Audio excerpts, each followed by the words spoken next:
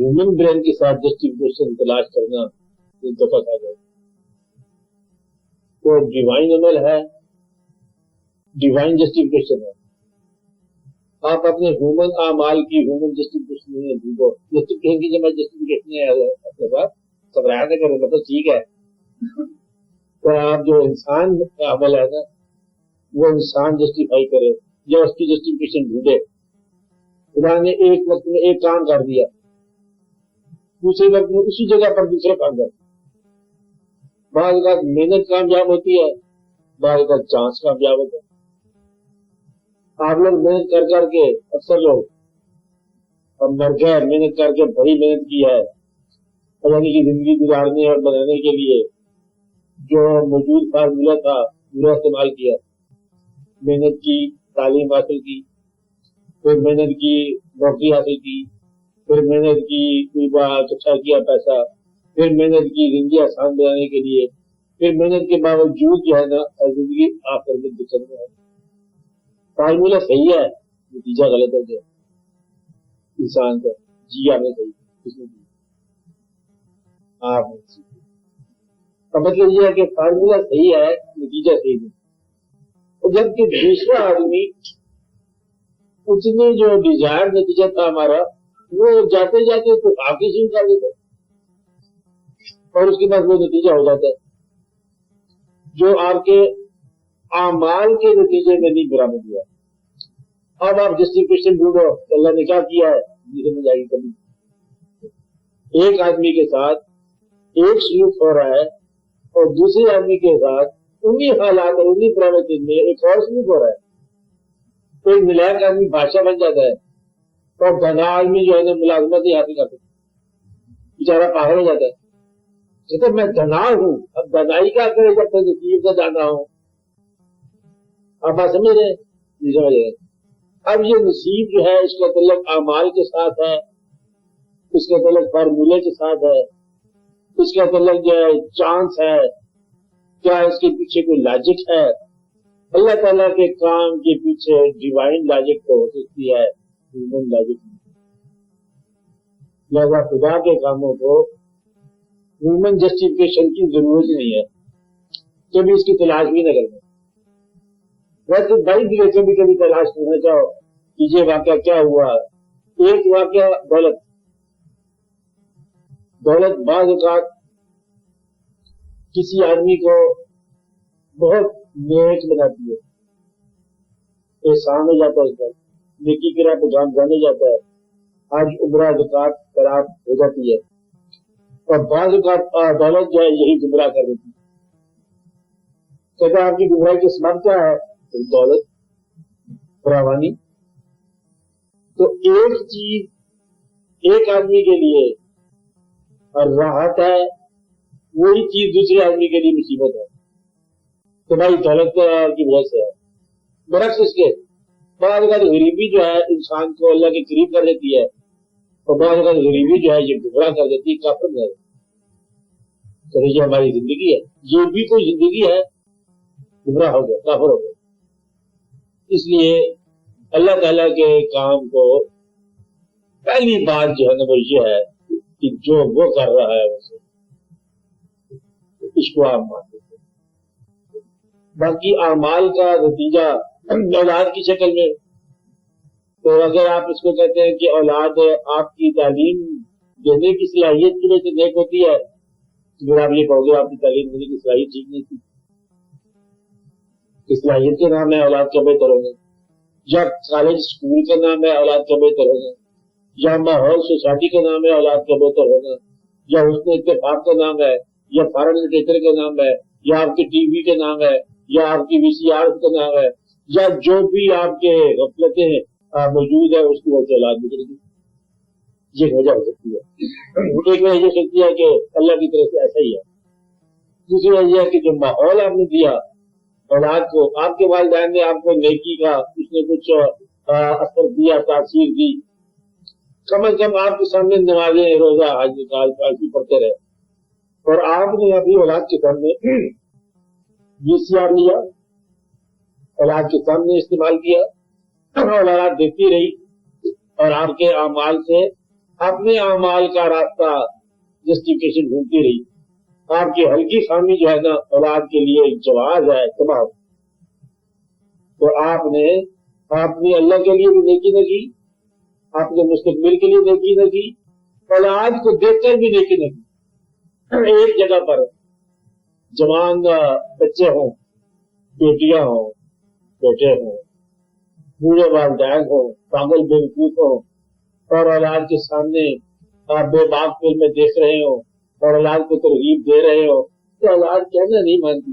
تو پہلے آپ ہی پاگل ہے تو یہ کرنے کیسے سمجھائے گا؟ تو نے اولاد کے سامنے وہ جو حجاب ہے باپ بیٹے کا اور ماں بیٹی کا, وہ تم نے ختم کر دیا. اب تم برباد ہونے کی تیاری کرو, کیونکہ وہ واقعہ جو تھا وہ آپ نے ختم کر دیا. کم از کم اگر برائی تھی تو اولاد سے تو چھپانے تھی نا, تاکہ آپ کا نیکی کا روپ بھی رہتا. عمر تو آپ کی تھی بڑی, روپ تو تھا اسی رشتے کا, کچھ نہ کچھ نکلی نیکی کر جاتے اولاد کے سامنے, تو پھر آپ کا جو ہے نا وہ واقعہ رہتا ایسا رہتا. اب آپ کی اولاد جو ہے آپ کے نیک عزائم کے باوجود بدعمالی کا شکار ہو گئی. یہ اس بات کی سزا ہے کہ آپ نے اسلام کو عقیدہ بنایا, عمل نہ بنایا. اسلام سے مراد جو بھی عقیدہ ہو آپ کا, ہمیں سے غرض نہیں ہے اسلام ہو یا نان اسلام ہو, جو عقیدہ آپ کا ہے وہ آپ کا عمل نہیں ہے. اس منافقت کی سزا یہ ہے کہ اولاد کا باغی ہوگا. لیکن ہم اس کو اصول نہیں بنا سکتے, اس لیے کہ بعض اوقات پیغمبر حقیقت میں مکمل, علم دینے میں مکمل, صلاحیت میں افضل, ڈیوائن نصیحت کرنے والا, اور اپنی جو اولاد ہے اس کو بھی نصیحت نہیں کرتے. اس کو ہم بولتے ہیں وما توفیقی الا باللہ. یہ اس کی مرضی ہے کہ جس کو چاہے صالح بنا دے, جس کو چاہے وہ باغی کر دے, جس کو چاہے عزت والا بنا دے, جس کو چاہے کچھ اور بنا دے. بہرحال جب اولاد آپ کے لیے باعث سے ندامت ہونے لگ جائے تو پھر آپ اس وقت توبہ کے دروازے پر ضرور دستک دیں. اولاد ہی جب آپ کو آپ کے بس سے باہر کر دے, یعنی کہ اتنا ماں باپ کے بعد وہ تو خوف تھا, اولاد کا خوف آپ کو لگا رہے کہ اب یہ کیا ہوگا. یہ اس بات کا نتیجہ ہے کہ اولاد کے سامنے آپ ریزرو نہیں رہے, اولاد کے سامنے آپ زیادہ فرینڈلی ہونے چاہا, بے باک ہو گئے اور گستاخ ہو گئے, اور آپ لاڑ پیار ہو گئے, اور آپ برداشت کرتے رہی. ایک اس کا مقام یہ ہے. اولاد کو ماں باپ کے بعد سوال میں شامل ہے کہ ماں باپ کا گناہ اولاد ہونے کسی اولاد پر نازل. یہ پرانی کہانی آ رہی ہے کہ اوریجنل سن جو ہے آدم علیہ السلام کی غلطی جو ہے ہمارے لیے کیا ہے. یہ صرف قصہ یہ کہانی ہے, ہر آدمی اپنی زندگی میں انڈیپینڈنٹ ہے. ماں باپ کی غلطی جو ہے, اس غلطی کے باوجود بھی نیک بچے نیک ہو جاتے ہیں, کامیاب بچے کامیاب ہو جاتے ہیں. اپنی نااہلی کا دوسرے کو جواز بنانا ہی نااہلی کی چیز ہے, ورنہ اسی ماحول میں کامیاب انسان کامیاب ہو جاتا ہے. ناکام جو ہے وہ ناکام ہو کے جواز ڈھونڈے گا, اور کامیاب جو ہے کامیابی کا راستہ ڈھونڈے گا. اس لیے اپنی ناکامی کا جواز تلاش کرنا ہی ناکامی کو سند دینا ہے. ناکامی کو جواز نہ مہیا کرو, اس سے بچو. آپ سمجھ رہے ہو, تو ناکامی کو جواز نہیں چاہیے, اس سے بچنا چاہیے. تو ویسے کامیابی یا ناکامی کوئی شاید جو نہیں جو مانی ہے. اگر آپ کی زندگی اللہ کے رضا میں ہے تو کامیابی کامیابی ہے, چاہے غریبی ہو, چاہے آپ کے امتحان میں ہو کہ نہ ہو, اللہ راضی ہے. یعنی کہ فائنلی آپ کی زندگی جب آخری سانس پہ ختم ہونا چاہے تو اگر اللہ کہے کہ میں زندگی پہ راضی ہوں تو گناہ کیا ہے, اور اگر اللہ ناراض ہو جائے تو پھر نیکی کیا تھی. نیکیاں بھی منظوری کا نام ہے اور گناہ معافی تک کی ہے. اگر گناہ کو وہ معاف کر دے تو گناہ کوئی نہیں ہے, نیکی کو نامنظور کر دے تو نیکی کوئی نہیں ہے. بات اس کے اپنے کرم کی ہے, اس کا خیال رکھتا ہے. تو خود فیصلہ نہیں ہم کر سکتے. زندگی میں یہ فیصلہ کرنا بڑا مشکل ہے کہ یہ جو چیز ہم پر ہو رہی ہے یہ احسان ہے یا عطاب. بعض بات احسان ہوتا ہے اور ہم گھبرا جاتے ہیں.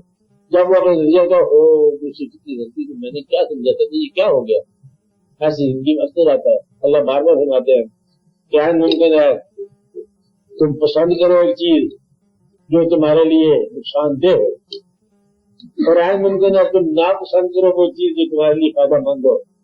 اور اکثر گھر میں کبھی جھگڑا ہو کسی اتفاق خدا نہ خاصا نہیں ہونا چاہیے, کبھی میاں بیوی میں ہلکا تھا اختلاف, برائے خراش اختلاف سر کبھی ہو, تو پھر جھگڑا کرنے کی بجائے تنہائی میں بیٹھ کے سوچو کہ یہ چیز جو ہم نے چاہی تھی تو ہم نے تو بڑی سکون کا نتیجہ چاہا.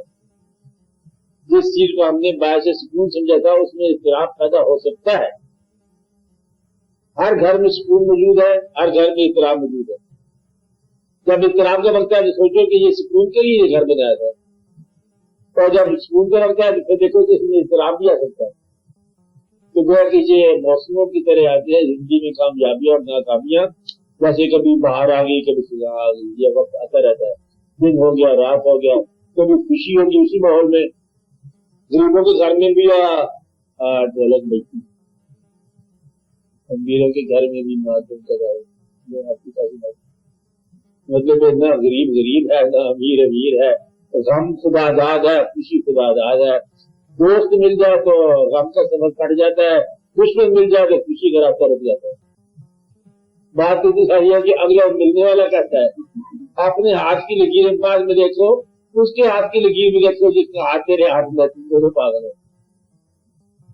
آدھا لکیریں اس کے ہاتھ میں ہوتی ہیں, آپ ایسے میرے اس کے ہاتھ کی لکیر میں تمہاری لکیریں کیا کرے گی. اس لیے آدھا ایکسیڈنٹ جو ہے آپ کی نیک ڈرائیونگ کا ہے, آدھا ایکسیڈنٹ میں برے ڈرائیور کا ہے, اس کو ڈرائیونگ نہیں آتی. لہٰذا ایکسیڈنٹ جو ہے آمد کا راستے میں آ جانا بھی ایکسیڈنٹ ہے. ہر چند کے آپ دانا ہو, داناؤں کو تباہ کر سکتا ہے ایک خام اب جانے والا. ایک چائنا شاپ آپ بنا لو اور بیل صاحب کو پہنچ رو کے, اس کا نام ہی بھول ہوتا ہے, وہ آپ کی دکان میں آپ کو سلام کرنے کے لیے آ جائے, چل کر آخری آپ کے برتن ہو جاتا ہے. کبھی کبھی ایسا ہوتا ہے کہ آپ کی چائنا شاپ میں اب بل صاحب آ جاتے ہیں, کبھی کبھی ایسا ہوتا ہے, اکثر ہی ایسا ہو سکتا ہے.